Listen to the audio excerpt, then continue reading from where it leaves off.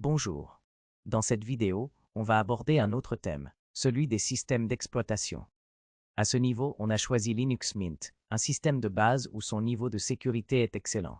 Héritant de la robustesse des systèmes Linux, il intègre des mécanismes de défense stricts, droits d'administration isolés, mises à jour régulières.